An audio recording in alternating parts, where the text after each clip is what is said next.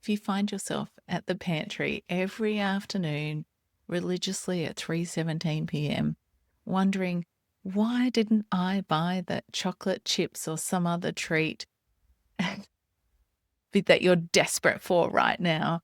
Or is it okay to have another coffee? Surely I'll be fine and I'll sleep tonight. Or maybe you're even thinking, gosh, I could really go a wine. Then you're in the right place. Stay with me today. Stay right to the end because I'm going to share with you what helped me, what helped my client, like Michelle, get their energy back and feel in control of their cravings, or not even be bothered by cravings anymore and stop feeling like your body's working against you and your goals. I don't even think about chocolate anymore. And I used to have a block a day habit. That might surprise you. But yes, even naturopaths, we're a nutritionist, we're all human as well. And we have biochemistry just like you that can get out of balance there as well. And like my client, Michelle, she tells me she doesn't even think about chocolate anymore in the afternoon. She doesn't need that pick me up. Then it's just not part of her pattern anymore. So that's super cool. Hi, I'm Sarah, the Perimenopause Naturopath, and I've helped hundreds of women over 40 navigate perimenopause with confidence so they can feel great in their bodies and reclaim their mood and energy. So if you're feeling like your changing hormones are hijacking your mood, energy, and weight, and you want to change that in a holistic way, then this is the place for you, because each episode I share with you my views on what is happening in your body, why you're feeling the way that you are, and how you can change that with actionable advice to help you move from chaos to calm and feel more comfortable in your body. So welcome, friend, to episode number 91 of Chaos to Calm. We are so close to 100 now. It's kind of freaking me out. Uh, but I'm excited. I'm happy to be here and happy to be helping you understand what's happening in your body and why things are the way that they are. Today, I'm talking about the real reasons that you're craving chocolate, chips, coffee, or wine, because it is really common. I know many of you are looking after yourselves and trying to eat well and go to the gym and all of those things. And, you have a healthy lunch or eat your breakfast and no snacks and drinking your water. And yet, mid afternoon, that craving comes a calling, or maybe after dinner. I know for lots of you, mid-afternoon might be coffee, or you're like desperate for wine time. And then after dinner could be where you're hitting up the pantry, deep searching for chocolate and wondering or hating on your past self for not buying it there as well. So today we're going to really unpack what's driving those cravings, because you know me, I'm all about let's work out what's underlying it and what's driving it. And I just want you to know it's not actually a lack of willpower. Willpower is not designed to be used or tested in the way that think it is in our modern society. But also, willpower is kind of useless if your biochemistry is out of whack. So let's dive straight into it. We'll talk about blood sugar, because that's really important for those mid-afternoon and after dinner cravings there as well. And if as often you can feel really tired, and that might be behind what's driving your craving. And of course, in perimenopause and menopause, it can get really hard to sleep. So that can be part of the underlying driver there as well.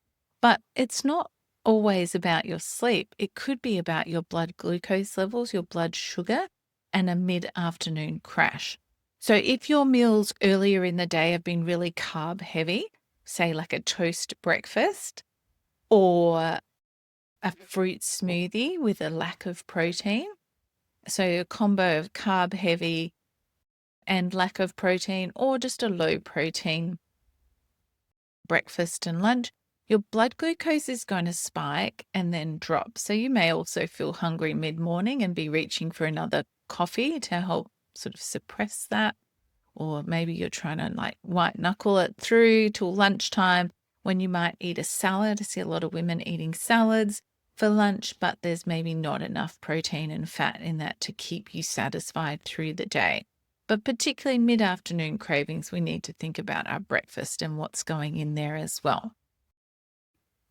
Yeah, when you have those carb-heavy breakfasts, particularly like toast or even just a milky coffee on its own with no protein and no other food, you're going to push your blood sugar and your insulin up, and it's going to come crashing down. What goes up comes down, right?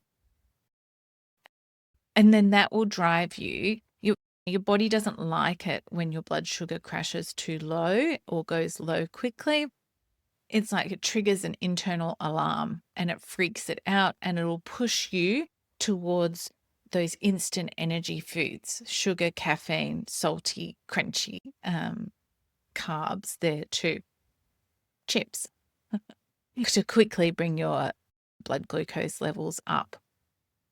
So yeah, blood sugar, or particularly low blood pressure, low blood sugar. Did I say blood pressure? I said blood sugar. Blood sugar is really important, and particularly low blood sugar is going to drive those mid-afternoon cravings. And I'm going to talk a bit more about the salty carbs there as well. So also what you're craving tells us a lot about what you need. Sugar, caffeine, we're needing an instant energy. So we're going to look at your blood sugar, but any of those foods, sugar, caffeine, salty snacks, and alcohol or wine, we need to think about your stress levels. So we're going to talk about that in a minute. Before I get to that, I want to flag your hormones and your neurotransmitters there as well. So remembering in perimenopause, we have less sort of hormonal cushioning than before. We have lower progesterone, so we have less stress resilience, less calm, and our brain's more wired to find the stressors and the stress in things there as well. Along with that fluctuating estrogen going up and down, our hormones, our female hormones, estrogen and progesterone, intimately connected and intertwined with our mood molecules, dopamine and serotonin. So a quick recap of those. Dopamine is our short-term motivation and reward chemical or compound neurotransmitter, and serotonin is our long-term mood and emotional regulation chemical.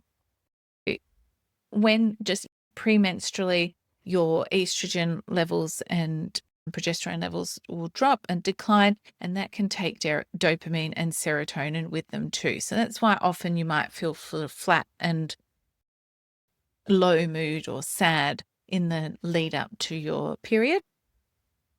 And then once you start your bleed and that, it can start to repair or be fixed, and you feel better after that. So in perimenopause, though, when we know estrogen particularly can go higher than high and lower than low, you can have a bigger crash than you had before. I'm going to talk a little bit more about reward cascade, but dopamine is part of that as well. And that's part of why things like devices and gaming can be a problem for our kids, and also a problem for us as well, because they're designed to give us those instant dopamine hits. And they're so easy to get. So it might be why when you find yourself feeling overwhelmed, overstimulated, that you reach for your phone to try and decompress or calm yourself from that. And the problem with that, although it's effective and it works, is that our mind adapts to it, and we need more of it to get the same impact or effect. And we can do the same with food as well. So food, particularly those sweet ones, chocolate, wine, those carbs, they will give your brain a fast dopamine hit. And our brain is wired to seek dopamine or seek that joy or that happiness that comes from that dopamine hit. And it's very clever because it knows what does that for us, and it'll drive us to whatever's easiest. Our brain wants to keep us happy, keep us upright and healthy and surviving using the least amount of resources possible. So it is going to reach for those same things every time to give us a fast dopamine hit. So what happens then is that the rest of life and real life becomes or feels a lot more dull, because it's harder, or the dopamine hits are harder to find and they're a bit slower to work. Like the beauty in a clear blue sky or a mountain view or a walk on the beach, that's not as instantaneous or heavy hitting for us as scrolling on our phone and watching a funny meme reel. It's not like it is in your head, but it's not it's not a lack, I suppose, or it's not a lack of willpower. It's actually your biochemistry, your neurochemistry, the way you're wired is driving you to that. So that what I was talking about there in terms of your hormone fluctuations impacting your neurotransmitters, that sort of ties into my next tip or what I wanted to talk about in your stress and what the monkey mind. So we have two parts to our brain, and the monkey mind really is like your reactive or childlike brain. It's your subconscious. It's that autopilot. And so if we think about as humans in our brain, we have a certain capacity to take us through the day, particularly around decision making. And we will use a lot of those early on in the day. And we've probably got minimal capacity left there mid-afternoon and into the evening there. And it's when you can start to feel tired. You can start to be like, oh my gosh, I've got to get through school pickup in the afternoon and the evening and dinner time and all the chores. Even if your kids are older, that sort of mid-afternoon, you're like, whoa, I've still got so much left of the day and I've got to do the food shopping and make dinner and I've got to clean and do blah, blah, blah, blah, blah in the evening. And so, of course, your brain is, oh, it's okay. I'll help you feel better. Let's go have some chocolate. So we're already operating from a place of lower stress resilience because our progesterone is lower, which means that we also probably got more cortisol and more adrenaline coursing through our body because we're more reactive to the stressors in our life. Brain's kind of really desperately seeking dopamine. If you throw in some poor sleep and exacerbating insulin resistance and reducing your metabolic flexibility, but also meaning that you're lower in serotonin and dopamine. Like these cravings that you're feeling aren't weakness. They're not you being deficient in something like willpower. They're literally your brain and your monkey mind trying to help you to survive and get through the afternoon and the evening and make it to bed.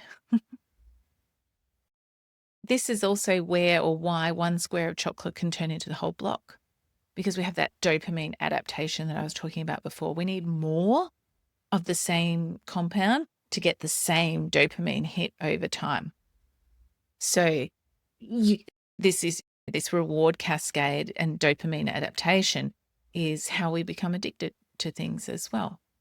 Yeah. So this is where you find yourself, particularly in the cupboard in the evening after dinner, and you're scoffing down the chocolate, trying to get that dopamine hit, that reward for yourself for the hard work that you've done during the day. Okay, so following on from that, we have less stress resilience, more cortisol, more adrenaline, less dopamine, less serotonin. Lower serotonin particularly will drive us to those chips and the instant energy. Chocolate is a bit of dopamine and serotonin, but the chips and the sweets, the bread, crackers, those sorts of things, that's a sign from your body. It needs some more of the serotonin, your long-term happiness there as well. And that can also be the case if you're low on sleep, which I've talked about before, because serotonin gets converted to melatonin, which is what helps us feel sleepy and go to sleep. So cravings can often be emotional and not physical. So you might feel bored, overwhelmed, unacknowledged, lonely. Like there could be insert any emotion there that we don't want to think about or we don't want to feel. We are programmed for this avoidance of emotions from a very young age. Don't cry. Here, have a lollipop. And our brain, again, it knows, oh, Sarah's sad. I know that chocolate fixed this once before. Let's try that again. And so it can become a habit loop.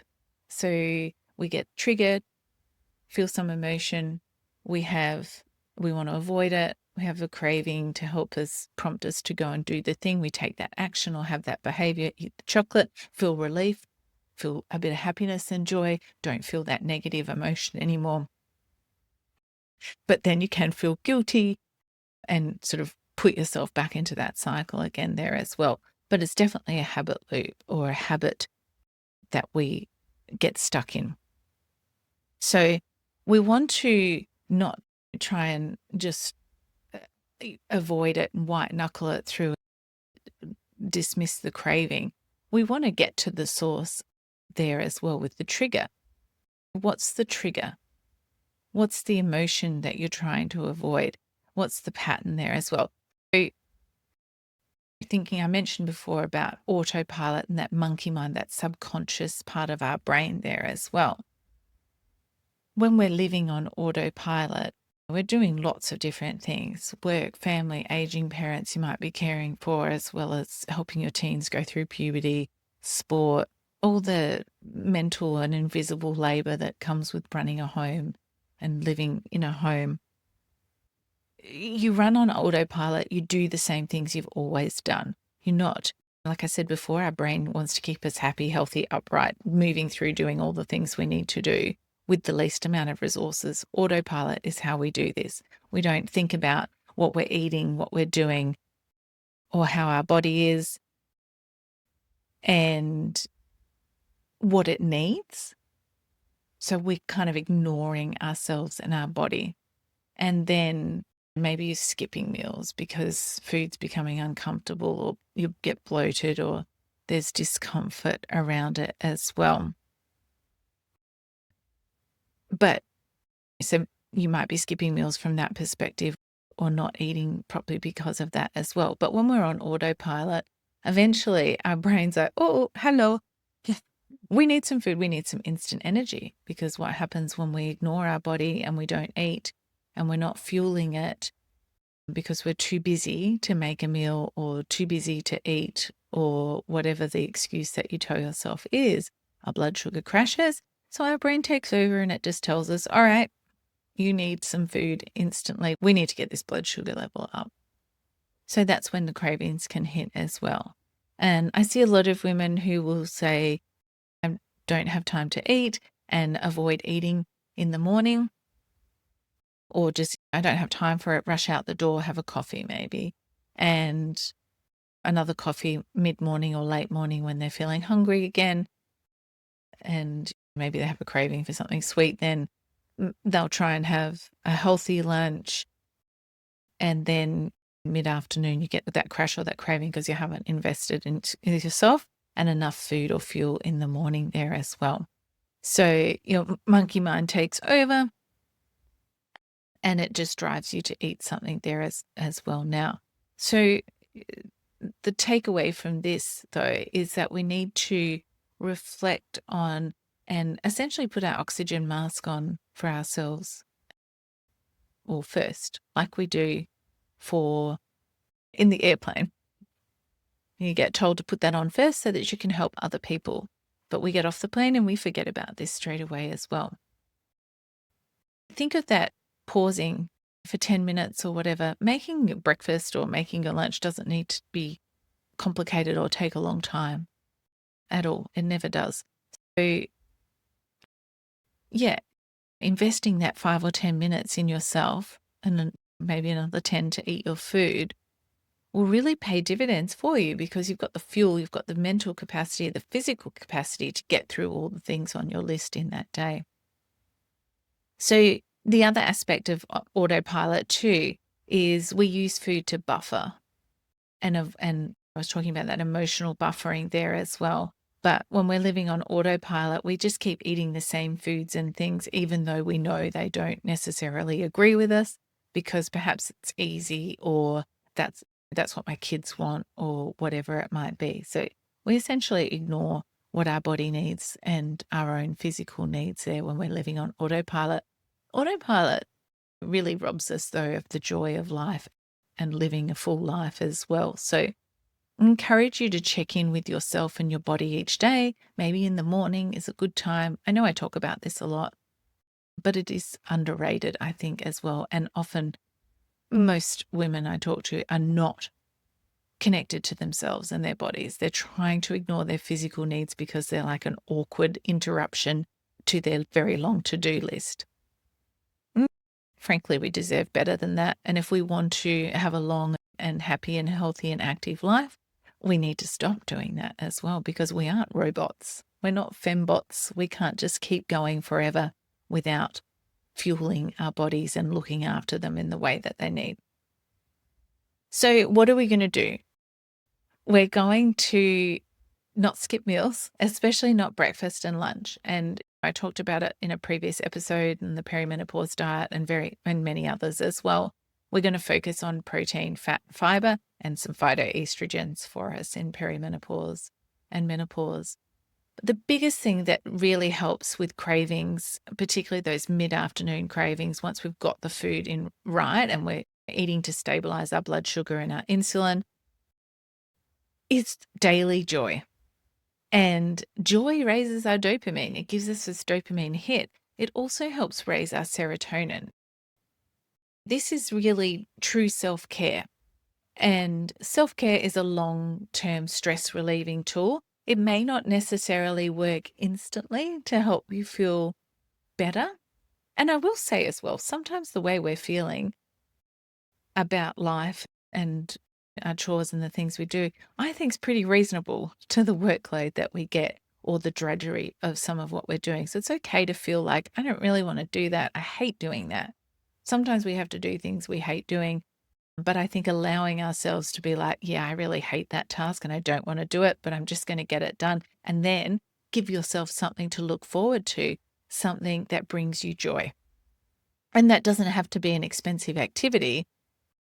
No, it doesn't have to be a big, dramatic or time-consuming event. It can be really simple. Some sunshine, some music, a hot cup of tea, connection with a friend, talking to a friend, or walking in the sunshine, or sitting and daydreaming and looking out the window, reading some of a book that you're enjoying at the moment. There's some of my personal favorites as well. I love sitting quietly with my coffee in the morning after breakfast and just staring out the window, watching the birds and the tree and the sun on my veggie garden. That brings me so much pleasure. It's like my favorite part of the day.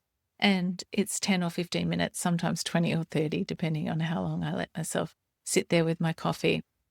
I try and get all my work done as quickly as I can during the day so I can read a chapter or two of my book so I can go to bed early and read my book, but also so I can go have a sauna or go to the gym in the evening. And I go to the sauna with my husband, so it doubles as our end of day connection there as well.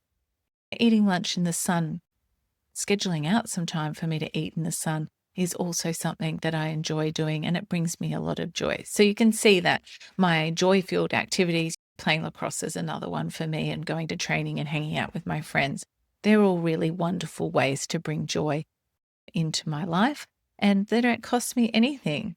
So what I encourage you to do, this is what I talk to a lot of my clients about, is making a joy list of your own. So sit down and have a brainstorm about all the things that you feel happy when you do, or that give you a little dopamine hit and make you smile or feel good there as well.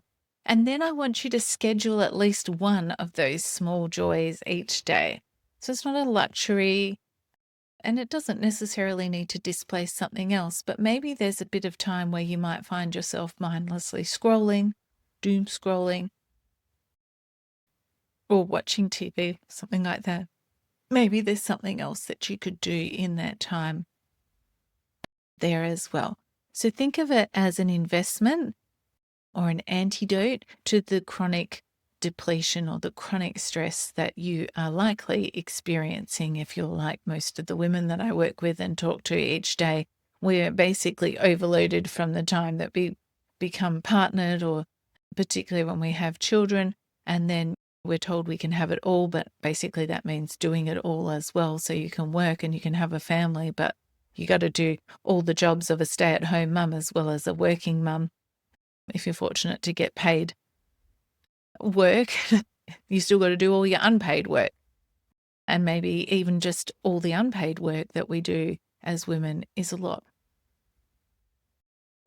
Cravings are just another way our body sends a message of what it's needing. We can choose to tune into it or we can choose to ignore it. It's really up to us what we do. If we choose to ignore it, they're going to keep coming louder and stronger for sure. If we tune into it, we might satisfy the craving today, but we also might think about how can we stop those cravings from coming? What do we need to address underneath it? Is it our blood sugar? Is it our other hormones, our female hormones, or our thyroid? Is it a nutrient deficiency there as well? I haven't talked about that today, but nutrient deficiencies can also drive that. Or I did talk about protein, I suppose, which is a macronutrient, one of those big nutrient groups that we need. Or is it emotional and mental? Am I stressed or depleted? Am I emotionally wiped out? Those are things that I want to encourage you to do the next time those cravings hit. Think, have I eaten enough real food today? Have I eaten enough protein and fat? Am I actually tired or anxious or lonely, or is there some other emotion that I'm trying to buffer or not feel? And what else might feel good right now? What else can I do that will make me feel good or feel happy? So you don't necessarily need to deny the craving, as I said. You just need to be aware of what's really driving it. And so you might satisfy the craving in the short term, but also work in the longer term to reduce the number of cravings. So you're not finding yourself in the pantry at 3:17 every afternoon or heading out to the shops from work to try and find yourself a sweet treat or something like that. And just a last passing note there, we do really live in a treat yourself culture. Like, you've worked hard, you deserve that. You should give yourself a treat and buy that thing or eat that thing right now. Have a wine. You've had a hard day, you deserve it. So it really compounds the problem. And that's the thing. We just need to be aware of what's really driving it.